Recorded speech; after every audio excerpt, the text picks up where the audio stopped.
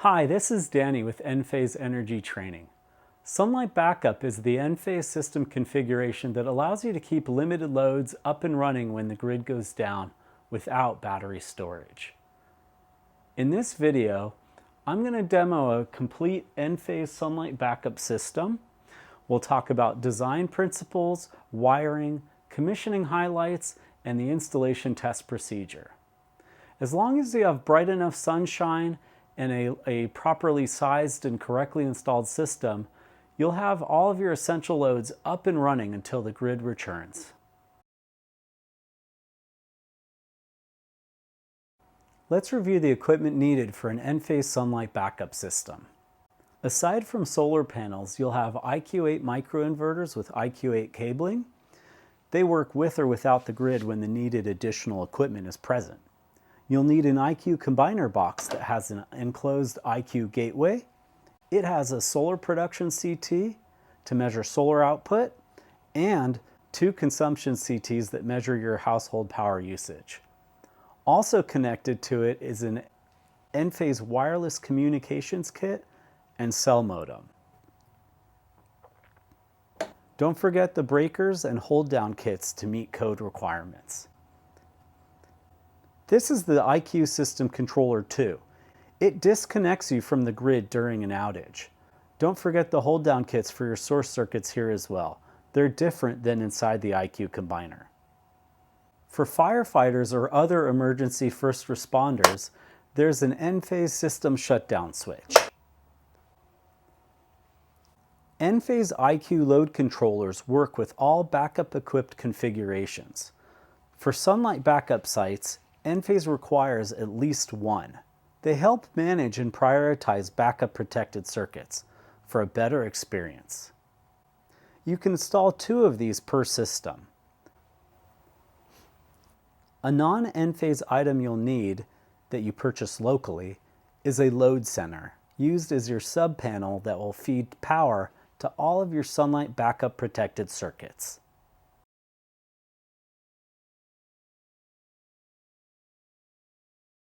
I'm going to demonstrate a Sunlight Backup system in action. First thing I'm going to do is plug in a red light here. And what this does is this shows us the status of the grid. So at the moment, the grid is up and running. The next thing we'll do is we'll turn on several of our backup protected circuits. Now, Enphase recommends for our first circuit that you connect your internet equipment and configure this to manual mode during the commissioning process. Now, manual mode means that this will operate whenever power is available from your Sunlight Backup system. Now, for the second controlled circuit, typically that would be your refrigerator or a related kitchen circuit, and we'd set that to operate on a schedule mode, meaning that it could be set to run from 10 a.m. to 4 p.m. That way you have enough power from the sun to keep higher power loads running along with the lower power items like your internet equipment that you started to run earlier or later in the day. Now right now the grid's up and running.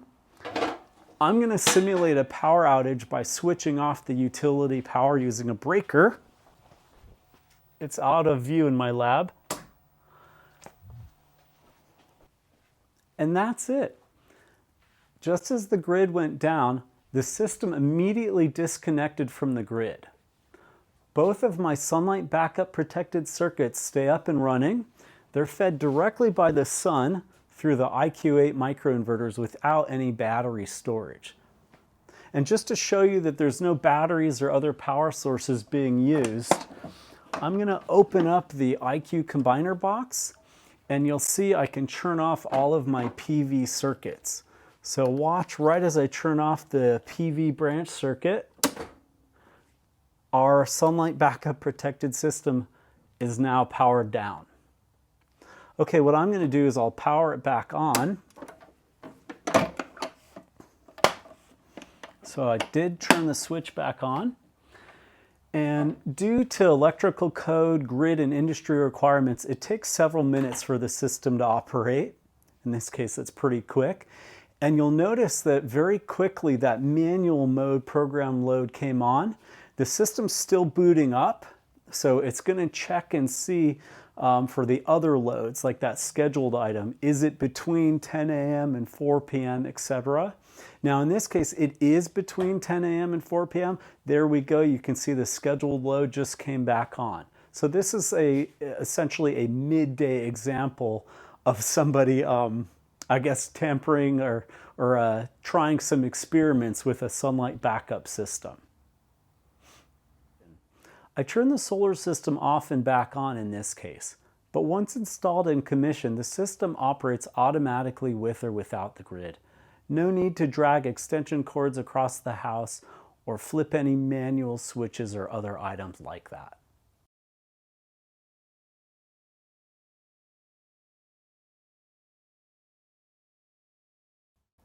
I'll simulate a 24-hour plus grid outage as well. At night, everything is off. In the morning, once there's enough sunlight, a manually or always on load would come on as soon as possible. And then later, scheduled loads would come on and turn off as you've programmed them. For example, on at 10 a.m., then off at 4 p.m. The manual or always on loads will turn off when it gets dark. If you had a second IQ load controller, you could have additional program circuits as well. Another setting is called basic, meaning the controlled load only runs when the grid is up. This is useful to exclude high power loads so that many other items can run within a given system when the grid is down.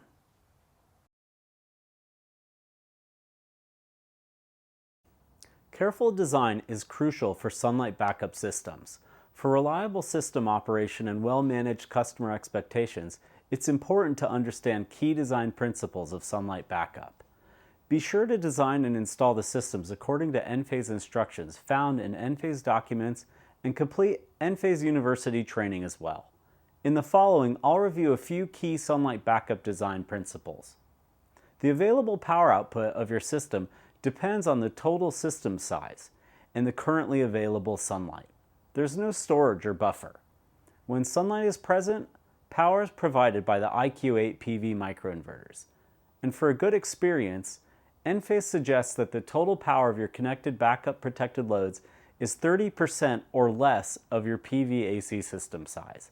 This helps your system turn on and stay on before and after peak midday sunny hours each and every day.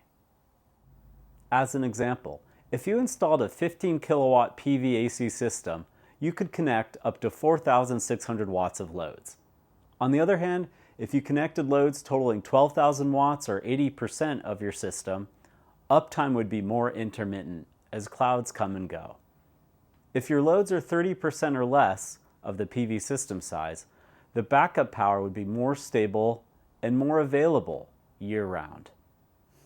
IQ load controllers are helpful as they allow the system to stay on longer and operate intelligently, even shutting off challenging loads that collapse the system, as they consume more power than was available.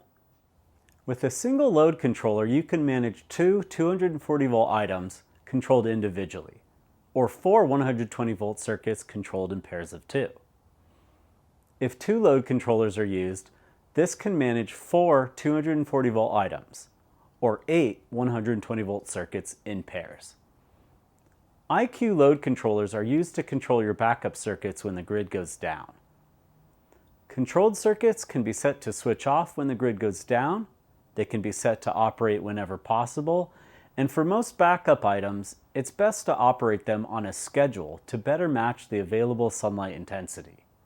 Under conditions when the system collapses due to overload or less sunlight, meaning less power is available, the system will switch off circuits to keep your priority circuits running. Suggested essential loads are the internet hardware, the refrigerator kitchen circuit, a selected lighting circuit, and a garage door or gate. It's best to select limited, lower power priority items at each site.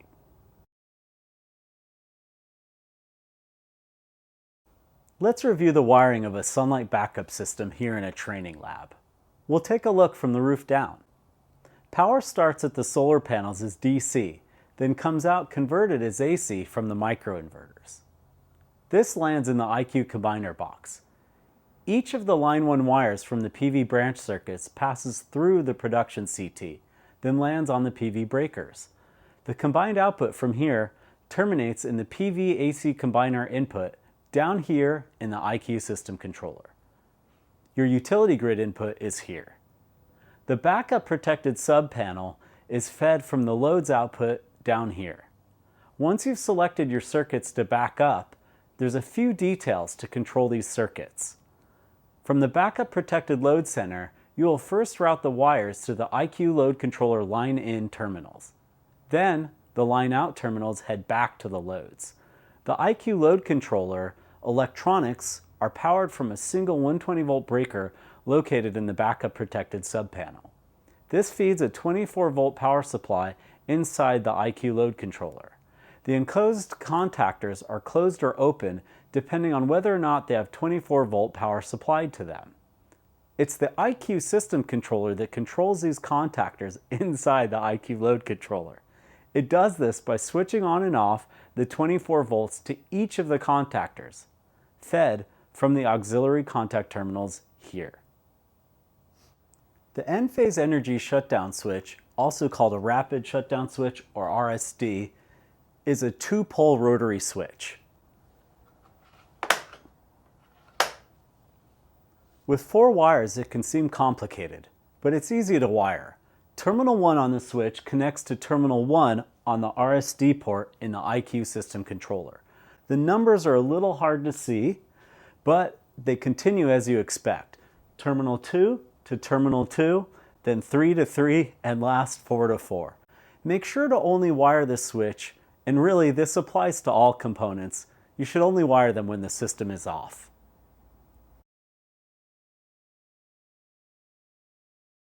Let's take a tour of the Enphase IQ load controller. Here you can see everything included.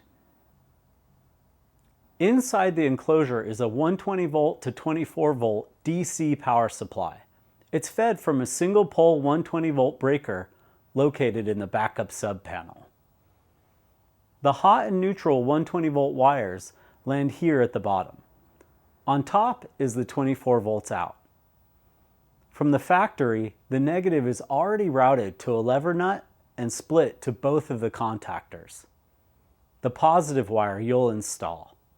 It is first routed to the IQ system controller. You'll notice I've used only a single wire, as I've split the wire into 2 inside the system controller. And then these will become your switch legs. The first is landed on NC1 in, on the first terminal on the left, then the other on NC2 in, which is the third screw terminal. It's important that you have separate return wires for each of the contactors or it won't work. Here is the NC1 out on the second terminal and NC2 out from the fourth terminal. They return back to each of the contactors. Those return here from NC1 out into contactor 1. Landing in the back upper left, you can see the positive, and the other wire from the NC2 out on the system controller is similar. This is the control circuit, the 24 volt positive or switch leg on contactor 2. At the moment, I have the power supply powered down. You can see the breaker is off. I'm going to show you that connected loads are controlled, as in the power feeds through the contactors. So if I push down on this contactor, that's my first circuit here, I have 2 contactors, so I can control circuits as follows.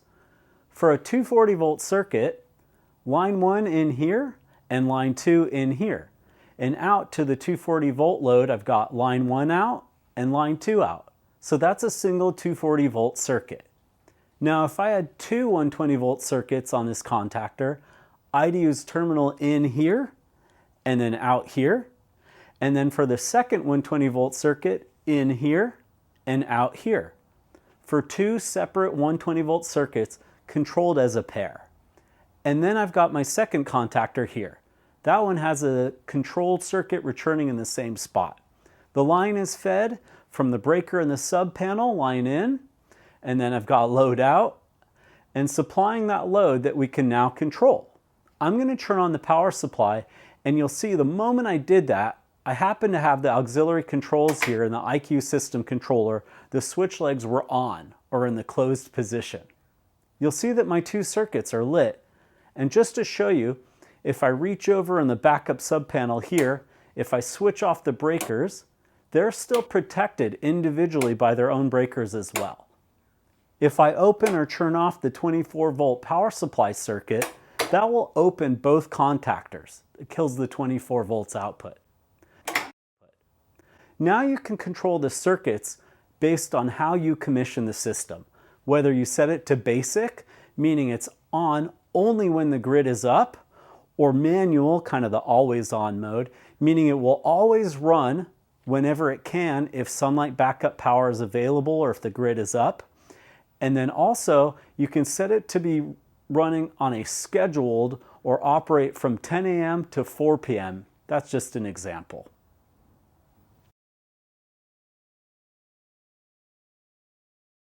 Commissioning a sunlight backup system is similar to commissioning a PV with battery backup system. In the following, I'll review sunlight backup commissioning details. Launch the installer app. Locate or create the system you are working on. In the Devices section, be sure to add all of the equipment, including at least one IQ load controller. After you've set up the devices and array items, and scanned all the serial numbers for all pieces of equipment, locate the Site Configuration step, where you'll set up additional advanced features, including load control. Select Auxiliary Contact Configuration and configure each of the load control circuits. Note that NC1 and NC2 terminals on the second port here are used before NO1 and NO2 terminals on the first port. Under Load Details, enter a name for the circuit, such as Internet Equipment Circuit 1. Enphase recommends connecting your internet equipment to the first load control circuit and then changing the mode of this to manual operation. This will configure this to operate whenever possible if there's sufficient sunlight available when off-grid. All of the other loads should be configured to run on a scheduled basis if you want them to run on sunlight backup. In this example, I've set a kitchen with fridge circuit to run from 9 a.m. to 4 p.m. For scheduled mode, you can set the time window between 7 a.m. to 8 p.m. to match your local sunrise and sunset conditions. It's also possible that you have loads that you only want to run when the grid is up because they consume lots of power, such as a large water pump. For items like this, select the basic mode. Be careful to only allow homeowner can override for appropriate loads. Some items might consume too much power to be run at any time when the grid's down, and they could cause the system to collapse. To continue, we'll tap Save. Now tap the back button and complete the standard commissioning process. I'll skip ahead a little bit here. Near the end, just before the system functional validation, you'll be guided to complete the auxiliary contact validation to test your work. Then you'll test the entire system, including sunlight backup protected circuits. In order to test the system, there must be enough sunlight to power the loads. Here's a demo of the auxiliary contact validation test. When you press Validate, then Yes to confirm, the associated contactor will open and the connected circuits with loads will churn off. If items switched off as expected, that means the test passed. Now we'll test the second auxiliary circuit. Tap Validate, Yes, wait for the load to turn off. If it does, your IQ load controller installation and configuration is successful. Soon after completing the auxiliary validation tests, your loads will automatically switch back on. Be sure to allow time for a system to resume operation after items were switched off or due to an overload scenario. Educating the homeowner about the capabilities and limitations of a sunlight backup system will help them have a good experience. Sunlight Backup is a great way to keep essentials running even when the grid is down.